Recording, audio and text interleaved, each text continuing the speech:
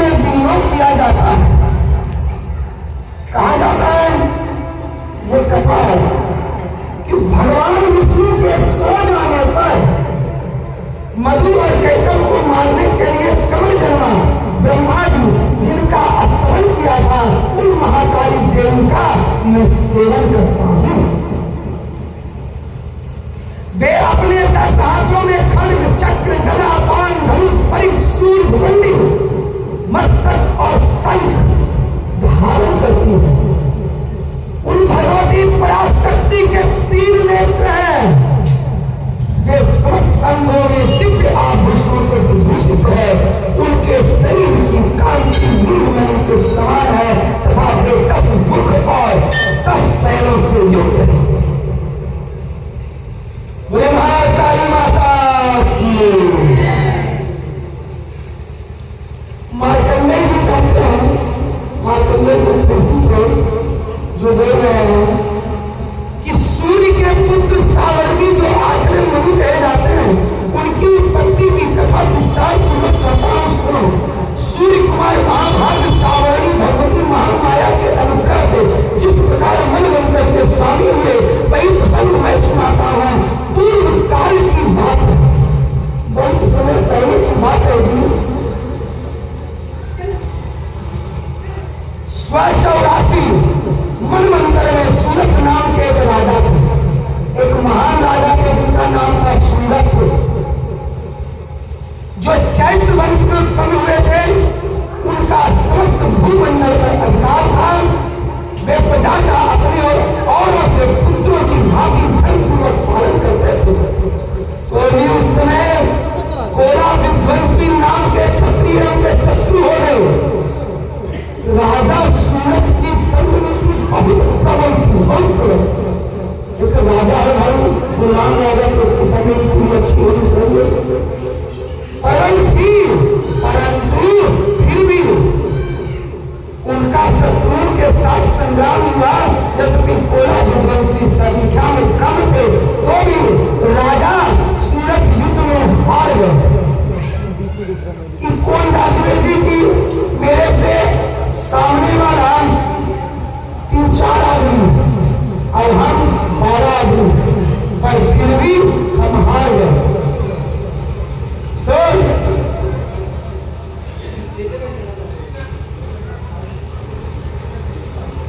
4 कदम जोर से,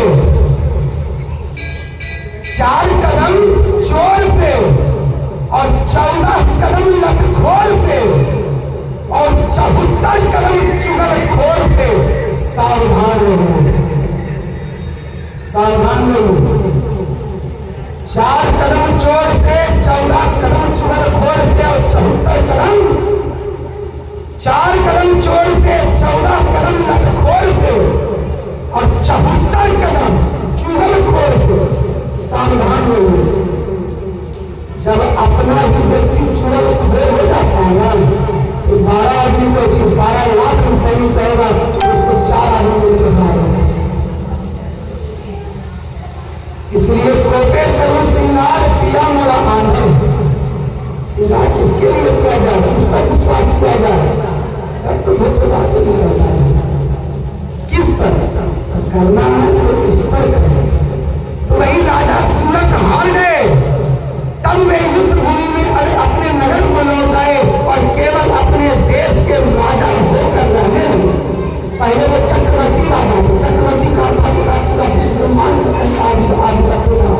जब हार गए अपने इन चुगलखोर लोगों से, उनके वजह से तो सिर्फ अपने नगर का राजा बनकर के रहने लगे और समूची पृथ्वी से अब उनका अधिकार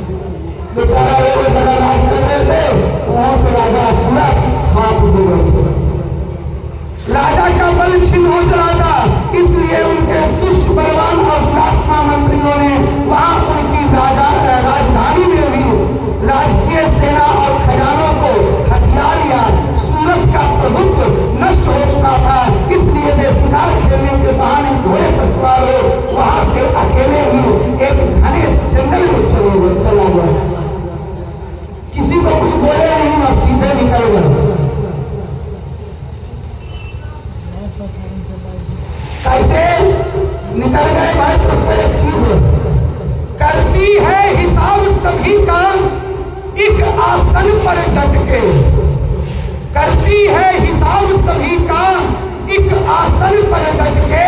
अरे इसका फैसला कभी न बदले, लाख कोई सिर पटके। इसका फैसला कभी न बदले, लाख कोई सिर पटके।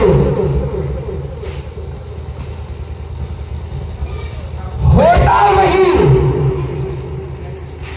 वही मैया के दरबार में जो ये चाहे। इसके चाहने के अलावा सारी जोड़ा कोई कपड़ा भी नया नहीं है, प्रेम के दूसरे के काम चल रहा है। इसकी इच्छा रहेगी तो पीछे पड़ जाएगा कपड़ा। बेचारा सूरज सब चीज से हार गए तो चुपचाप किसी को न बोला न कुछ कहा, चलो मैं जंगल वहां उन्होंने जंगल में जाकर मित्र मेधा मुनि का आश्रम देखा, जहाँ कितने ही हिंसक जीव अपनी स्वाभाविक स्वाभाविक हिंसा को छोड़कर और उस शांत भाव से रहते थे। मुनि के बहुत से शिष्य उस बल की शोभा बढ़ा रहे थे। वहां जाने पर मुनि ने उनका सत्कार किया और वे उन ऋषिकेश के आश्रम पर इधर उधर विचरते हुए कुछ काम कर रहे। फिर ममता से आकृष्ट होकर वहां से इस प्रकार चिंता करने लगे कि पूर्व काल में मेरे पूर्वजों ने जिसका पालन किया था वही मगर आज मुझसे वही है। पता नहीं मेरे दुराचारी मित्र उसकी धर्मपूर्वक रक्षा करते हैं या नहीं। जो सलाम अपनी व्यवस्था करने वाला और सूर्यवीर था और मेरा प्रधान हाथी और शत्रुओं के अधीन होकर ना जाने किन किन भोगों को भोगता होगा। जो लोग मेरी कृपा धन और भोजन पाने से सदा मेरे आगे पीछे चलते रहते थे, वे निश्चय ही अब दूसरे राजाओं का अनुसरण करते होंगे। उन अपन्यायी लोगों के द्वारा सदा खर्च होते रहने के कारण अत्यंत कष्ट से जमा किया हुआ मेरा वह खजाना कहीं खाली तो नहीं हो गया होगा। ऐसी कथा और भी कई बातें राजा सूरज निरंतर सोचते रहते थे। माया क्या है जी? माया। इसकी माया अच्छे मन को तोड़ देता, अच्छे लोगों को तोड़ देता। जिसको निकाल दिया घर से भटकाल दिया, फिर भी राजा सूरज अपने उन लोगों को बेचारा सोच रहा था। राजा सूरज निरंतर सोचते थे। एक दिन उन्होंने बाहर विप्र मेधा के आश्रम के निकट एक व्यक्ति को देखा और उससे पूछा कि भाई कौन हो तुम? यहाँ तुम्हारी आने का क्या कारण है? तुम क्यों शोकाग्रस्त हो और अनमने से क्यों दिखाई देते हो? राजा सूरज कई प्रेमपूर्वक लक्षण सुनकर वैश्य विधि भाव से उन्हें प्रणाम करके कहा कि राजन, मैं धनियों के कुल में उत्पन्न एक वैश्य हूं। मैं धनियों के कुल में उत्पन्न एक वैश्य हूं और मेरा नाम समाधि है। राजन, मेरे दुष्ट मित्र स्त्री पुत्रों ने धन के लोभ से मुझे घर से बाहर निकाल दिया। अरे जब मेरे पैसा पास में यार संग संग डोले, लान पैसा पास में यार मुझसे न बोले। ऐसा है ना, 4 जगह बनेंगे। जरा से देखिए कि पैसा नहीं है, विश्वास नहीं है आपसे किसी चीज का, आपसे आपका हाल नहीं पूछे। वही है समाधि कर रहा है कि धर्मी लोग ने, मेरे पत्नी ने भी, पुत्रों ने भी, परिवार ने भी मेरा त्याग कर दिया। इस समय धन स्त्री पुत्रों से मैं वंचित हूं। मेरे विश्वसनीय बंधुओं ने मेरे ही धन लेकर मुझे दूर कर दिया, इसलिए दुखी होकर मैं वन में चला आया हूँ। यहाँ रहकर मैं इस बात को नहीं जानता कि मेरे पुत्रों की, स्त्री की और स्वजनों की कुशलता है या नहीं। जो हाल तेरा और वही हाल वो। राजा सूरज का भी नहीं हाल, सब कुछ छूट गया फिर भी चिंता लग रही है, और समाधि का भी नहीं हाल, सब कुछ छूट गया फिर भी चिंता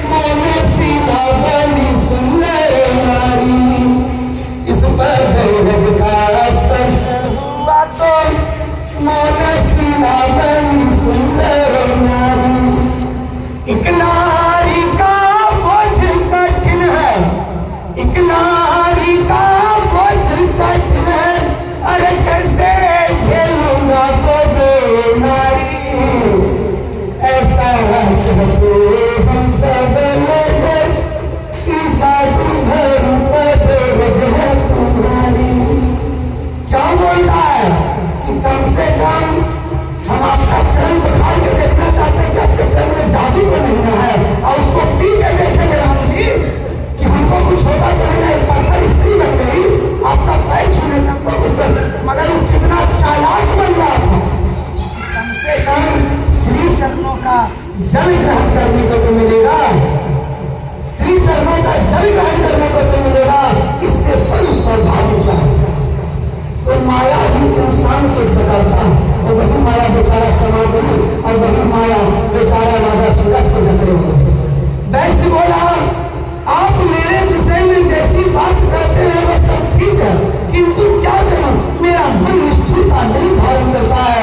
जिन्होंने धन के लोभ से बढ़कर पिता के प्रति स्नेह, पति के प्रति प्रेम तथा आत्मजनों के प्रति अनुराग को श्रद्धांजलि दे दी, मुझे घर से निकाल दिया, उन्हीं के प्रति मेरा हृदय में कितना स्नेह भर रहा है। ये मनोगे मैं गुणहीन बंधुओं के बात को मैं जान कर भी नहीं जान पा रहा हूँ, उनके लिए मैं लंबी लंबी सांसें ले रहा हूँ, और मेरा हृदय अत्यंत दुखित हो रहा है। उन लोगों में प्रेम का सर्वथा अभाव है, तो भी उनके प्रति जो मेरा मन निष्ठुर नहीं हो रहा है, पता इसके लिए मैं क्या करूं। तब मार्कंडेय ने कहा कि ब्राह्मण पुरंदर राजाओं में श्रेष्ठ सूरत और समाधि नामक ऐसे दोनों साथ साथ में मेधा मुनि की सेवा में उपस्थित हुए, और उनसे उनके पास जाकर के यथा योग न्यायकुल का अर्थ होता है न्याय वाला वार्ता, न्यायकुल विनय पूर्वक वार्तालाप प्रारंभ किया। तत्पश्चात वैश्य और राजा ने कुछ वार्तालाप आरंभ किया। राजा ने कहा कि भगवान मैं आपसे एक बात पूछना चाहता हूं, उसे बताइए। मेरा चित्त अपने अधीन न होने के कारण वह बात मेरे मन को बहुत दुख देता है कि जो राज्य मेरे हाथों से चला गया उसमें और उसके संपूर्ण अंगों में मेरी ममता बनी हुई है। उन्हीं श्रेष्ठ यह जानते हुए की बात मेरा नहीं, मैं जान रहा हूं कि बात में मेरा नहीं है, और फिर भी उस पर मेरा प्रेम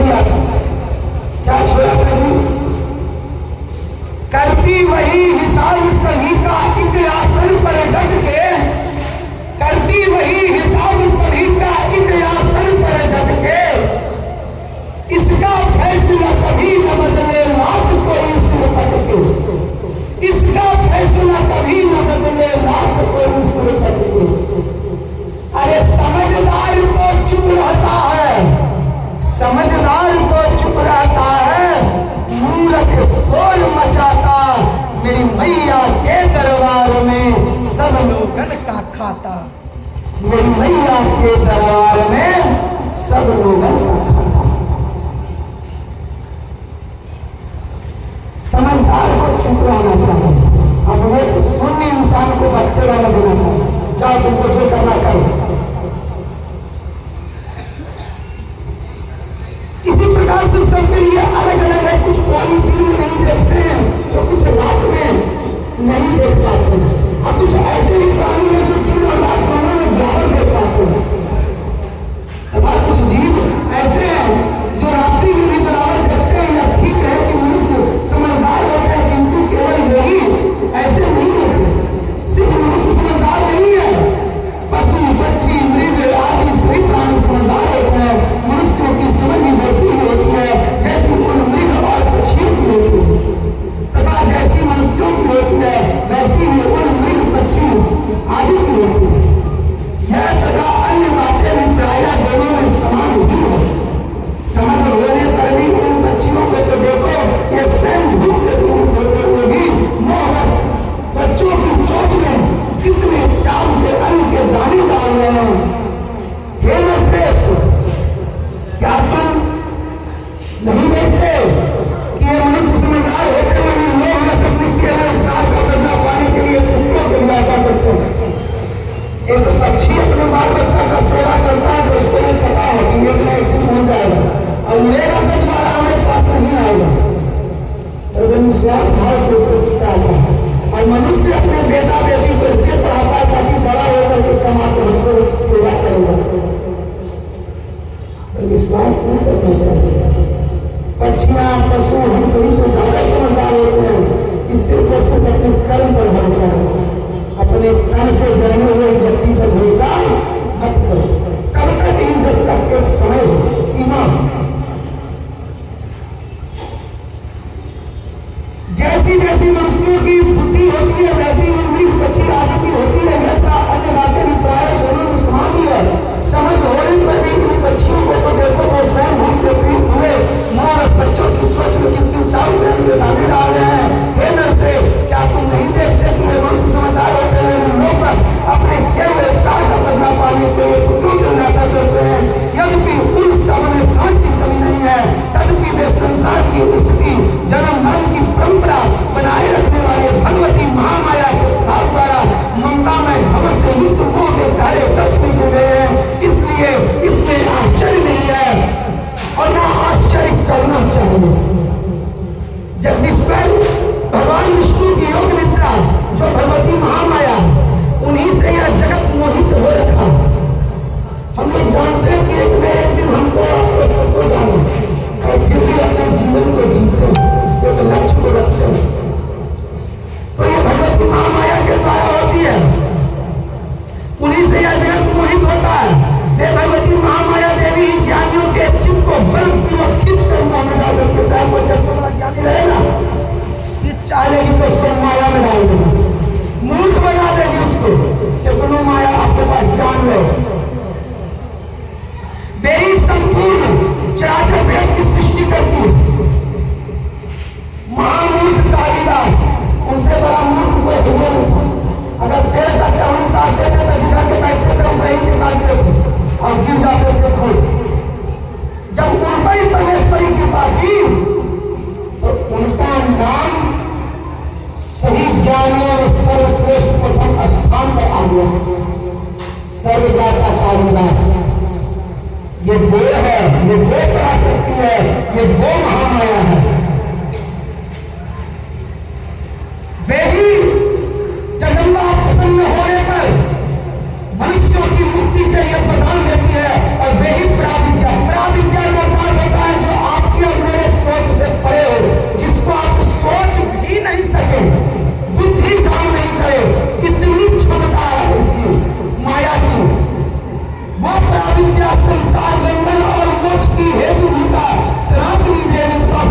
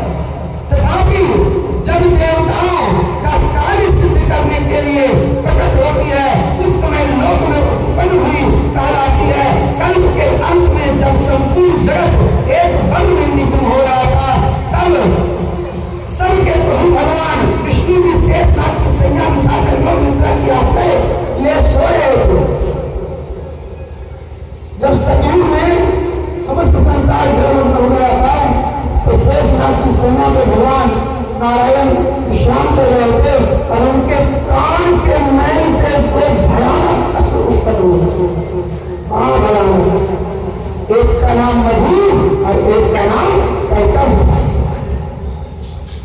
वो इसी नाम से विख्यात हुए। वे दोनों ब्रह्मा जी का वध करने के लिए जब देखे कि उनके नाभि से कमल निकला, उस पर ब्रह्मा जी को है, तो उनका वध करने के लिए प्रजापति के पास भयानक पशुओं ने अपने पास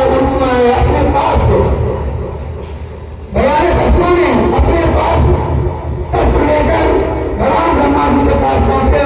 और ब्रह्मा जी ने उन असुरों को देखा, तब भगवान को सोया हुआ देव एकाग्रचित्त होकर ये संकेत देता है कि भगवान का पूजा कीजिए तो एकाग्रचित्त पूजा करते हैं। सत्यनारायण स्वामी का देखिए तो बोलना चालू होगा कि नहीं, पंद्रह बंद होती नहीं, एकाग्रचित्त साक्षात ब्रह्मा जो त्रिदेव के अंग वो एकाग्रचित्त होकर के भगवान नारायण के ध्यान में लगे। और जो महामाया उनकी योग निद्रा की स्वरूप थी उनका स्तमन करना प्रारंभ किया। जो इस विश्व की आधीश्वरी है, ब्रह्मा जी कहते हैं, जगत को धारण करने वाली है, संसार का पालन और संहार करने वाली है, तथा तेज स्वरूप भगवान विष्णु की अनुपम शक्ति है। उन्हीं भगवती निद्रा देवी की भगवान ब्रह्मा स्तुति करते हैं। वो निद्रा देवी माता की ब्रह्मा जी ने कहा कि देवी तुम्ही स्वाहा, देवी तुम्ही स्वधा, तुम्ही वष्ट्रकार हो, स्वर्ग ही तुम्हारे ही स्वरूप है, तुम्ही जीवनदायी सुधा हो। नित्य अक्षर प्रयोग में आकार उकार मकार इन तीन मात्राओं के रूप में अर्ध मात्रा भी मैया आप ही हो, जिसका विशेष रूप से उच्चारण नहीं किया जा सकता है। देवी तुम्ही हो।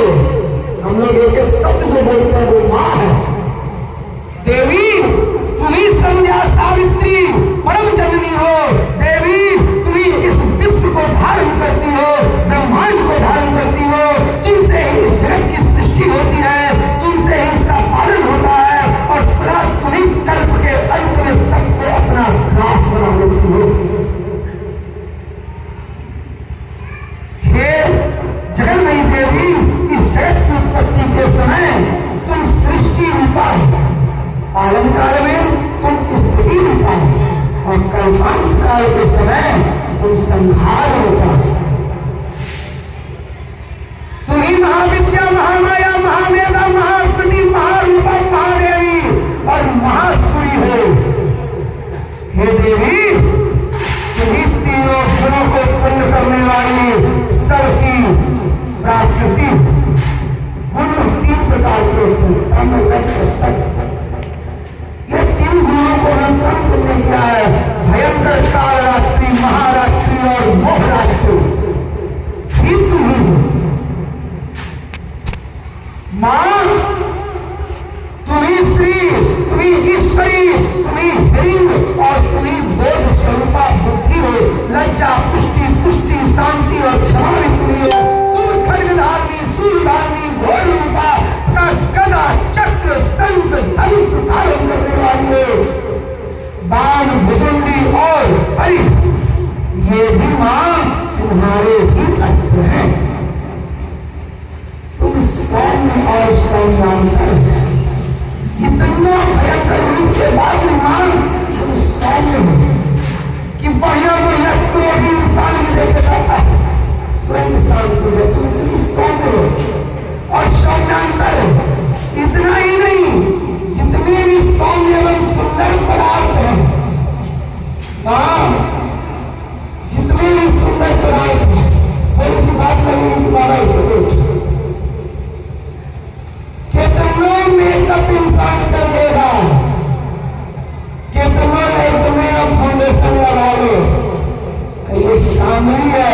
अगर विश्व की सुंदरी है, विश्व की सुंदरी हो भगवती, तुम हर किसी से सुंदर हो, तुम्हारा कोई वर्णन नहीं है सुंदरता का।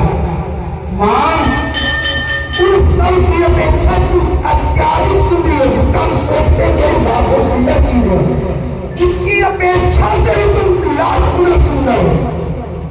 देवी पर और अपर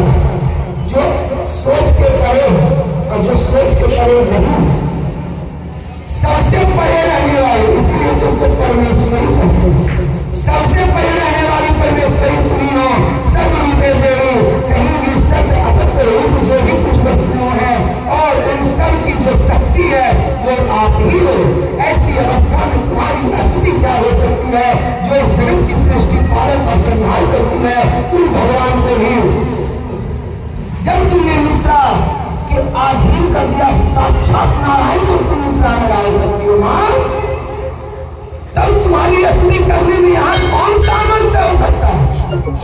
अरे मुझको भगवान शंकर जी महादेव का भगवान जब विश्व को भी तुमने ही न शरीर धारण करवाया है मां, अतः